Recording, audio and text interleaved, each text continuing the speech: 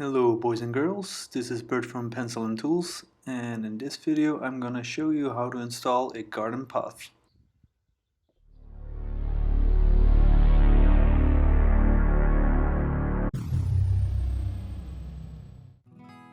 First I dug out the soil in the area of the path that is marked in yellow.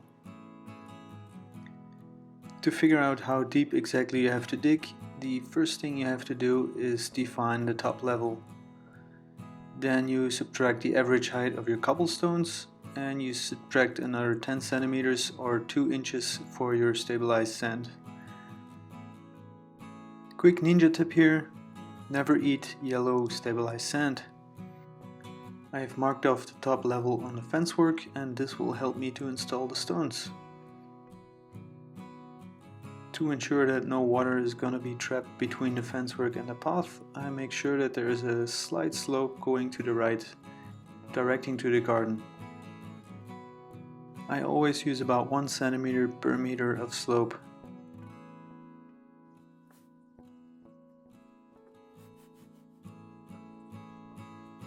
I always add the stabilized sand very loosely on the ground and then I evenly spread it, making sure that I can easily install a first row of stones without standing on the stabilized sand, because then you're compressing it. To define the height of your stabilized sand, I am just using my top level guidance. When you've done this a couple of times, it will become easier to define what is the correct height for you to work in. To install the cobblestones, I'm using a rubber mallet and I gently tap the stone until I've aligned it with my top level marking. When it comes to installing these cobblestones, it's all about finding the right balance between too loose and too firm. When it's super easy to lower them with gentle taps, you probably didn't add enough sand. If it's very hard and they're almost not lowering, then you've added too much.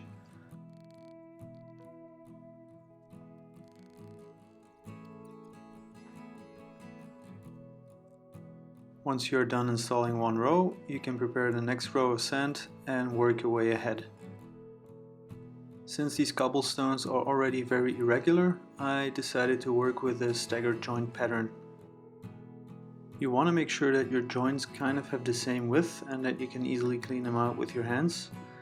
And as you can see, I'm also on a regular basis using my leveler, and this is just to make sure that each and every stone is laying in that same slope that I've designed.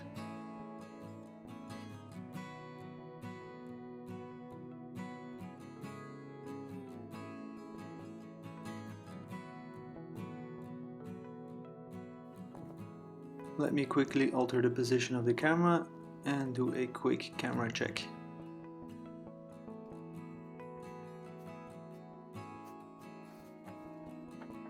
What is also good to know is that if you have the chance to place some of the cobblestones on the side of your path, then it's easy to reach and you're not wasting too much time in fetching them somewhere on a pile.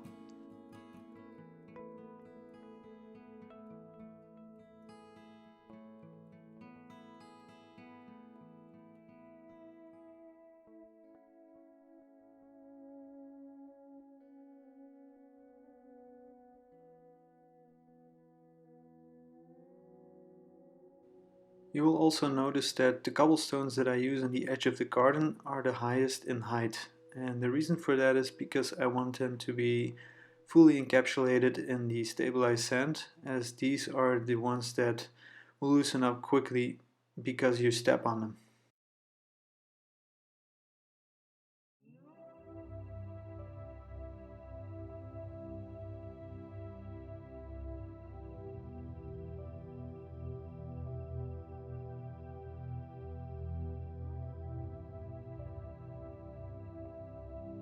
As you might have noticed, I am digging a trench between the path and the garden.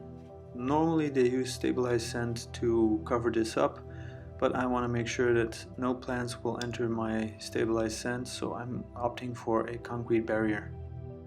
Alright, now it's time to let everything harden out. 0.5 of the longest milliseconds later. Now that the cement has done its job and the stabilized sand is hardened out, we can start to clean the joinery. Any stabilized sand that is sticking out too much should be removed, as it will protrude your grout. When you have plants nearby like I do, then you want to make sure that you can fill in those joints as quickly as possible. Preferably the day after, because the longer you wait, the more debris there will be in your joints, and this is a pain to clean. For our concrete border, you will need some kidney purified water.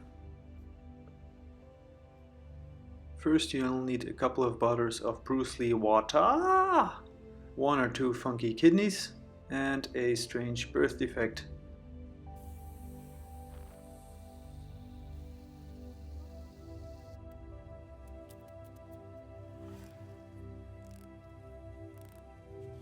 Before I add any water to the mixture, I always give it a little bit of a stir, and then it's easier to mix everything into a homogeneous mass.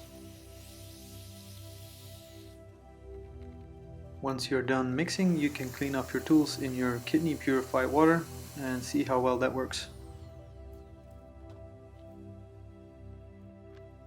To add the concrete, I'm making sure that I have about 10 centimeters or 2 inches on the bottom, and then I just make a strong slope towards the path. I know many professionals will do this just with the stabilized sand, but I prefer to use a layer of concrete, so I'm sure that no roots are going to penetrate the bedding of my path.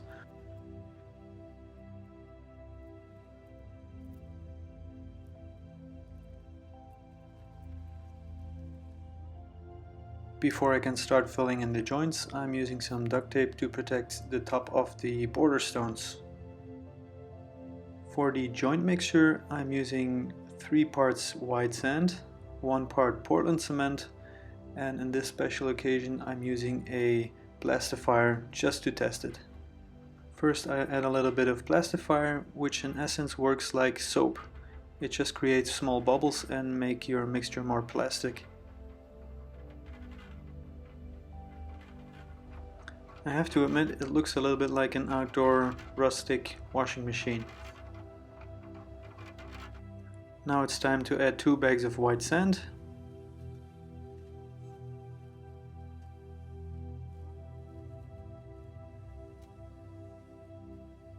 First off, I give the water and the sand a little spin, add some more water, making sure that it's fluid enough. And once I'm satisfied with that, that's when I add the cement to it.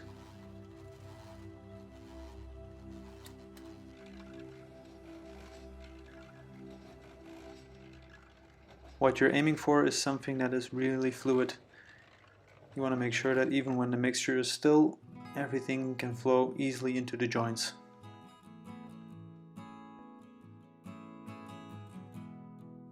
When the mixture is done, I let it sit for a couple of minutes, and in the meantime I'm making sure that the path is really wet. This will buy me some time when finalizing it, because the mixture won't dry that fast. To fill in the joints, you will need an old floor squeegee and a shovel. Then you just add a little bit of mixture to your path, and with your floor squeegee you use diagonal strokes. If you're not making diagonal strokes, then your squeegee will basically run into the joints and you will get an uneven finish.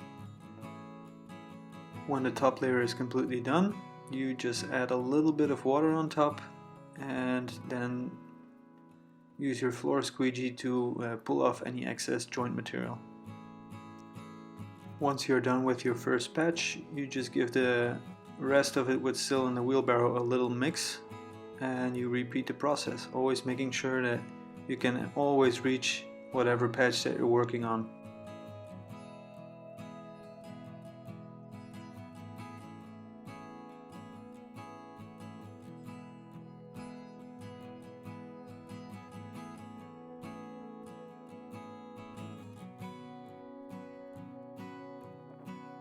As you're washing in those joints, don't worry too much about the details, it's all about the bigger picture in the end, and this will be fine. Don't forget that you're working with cobblestones, they're very irregular and it's already a very rustic type of design.